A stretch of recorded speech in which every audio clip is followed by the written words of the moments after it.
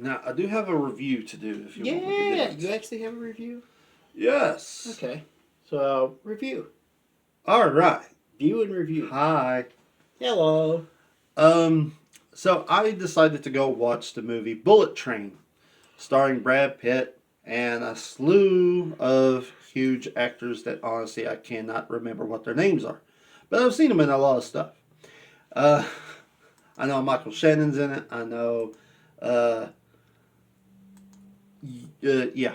But Yeah. anyway, so Bullet Train is a movie that has uh, probably like 7 different stories because every character has a story on this train. And it's about and all these people are like some type of assassins trying to get at one character.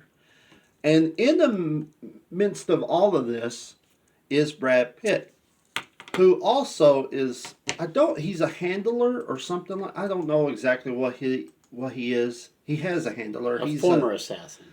a former assassin. Whatever. But the thing is, he doesn't actually kill people.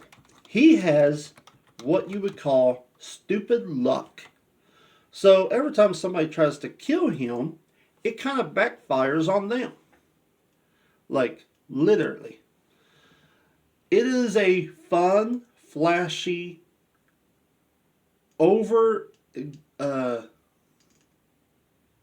the top type of action film. The jokes are hilarious. The it takes you on this huge ride that you have no idea which way it's going to go, and I love that about it. All the characters in the movie is great. The humor is fantastic. It's from the same people that did Deadpool. It's just really, really good. Um, so I suggest if you want to go see a very fun movie, Bullet Train is definitely that type of film. So yes, Mm-hmm. Bullet Train. Mm-hmm. Well, Yeah. if you say so. Well, on the let's go back to the rule of five. This is a theatrical release. 5 is Saturday night with the date. 0 it's not even drunk. Where would you put the 5. Bullet Train? You gave it a It 5. is a very fun ride to go on. If you say so. A lot of people had problems with it because it was like it kept on going back and forth, but that was only because it was telling everybody's story and how they ended up there. Mm-hmm. And it even, I'll tell you, it even tells a story of a bottle of water. Okay? And how it ends up saving somebody's life at the end. And it's hilarious. It's it's just really just like if you like movies like Kill Kill Bill with a little bit of Deadpool and those old samurai movies, Mm-hmm. then you would pretty much really would dig this film. I loved it. I enjoyed it. Definitely a 5 for me. Yeah. Well, all right, if you say so. But Bullet Train. The beloved and I were talking about going out on a date yesterday, and we went and we looked at that, and we were like, no. So we wound up walking away from that one. But it's just, I mean, for one thing, it's R-rated, which means we're expecting a bunch of violence and foul language and garbage in it, and we just don't need that in our life. And I'm trying to remember. There was a movie had what was his name? Matthew Fox in it. There was a movie that was kind of like that, where it told the same story but from different points of view. That was kind Oh of yeah. similar to that. I can't remember what It was a Vantage Point. That's what it Vantage was. Point, yes. Yeah. So that's what it kind of sounded like to me when you were talking about the different stories it was going over. Yeah. Or actually, or like Murder on the Orient Express, where you have different storylines going along with the central one. You have Yes. different characters going through different things. But Yes. so interesting. Um, so you give it a 5. I'll take your word for it. I still wouldn't see it, but Yeah, I mean, I don't think it. it's not for everybody. I don't. Yeah, it's if you're not used to that type of style of movies, then you might not like it because there is a bunch of people that said it was too flashy for me because it kept on going back and forth telling this story and all that stuff. And that's true. It does that, but it doesn't make you lost in what's happening. You know, Mm-hmm.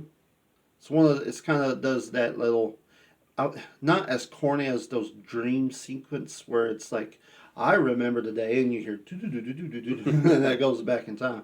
It's Yeah. just like somebody's telling the story and then it shows what's happening. So, yeah. Well, before we close this up, a couple of things. First up, Top Gun Maverick. Their domestic box office just passed Avengers: Infinity War. So, Top Gun Maverick has now grossed $679 million domestically, which puts them past Infinity War. So now they're like number 6 behind Black Panther, which had 700 million, and Avatar 760, and Spider-Man No Way Home 804, and Avengers Endgame 859, and Star Wars The Force Awakens with 936. And this is 13 weekends. I haven't seen a movie go 3 months in ages, and it's still out in theaters drawing. So it is. That's fun. $1.37 billion of global box office. I don't think anybody saw that coming. So they're not. I mean, they're still not like going to set records or anything, but it's severely overperformed. I mean, it's been around since what, Memorial Day? Yes.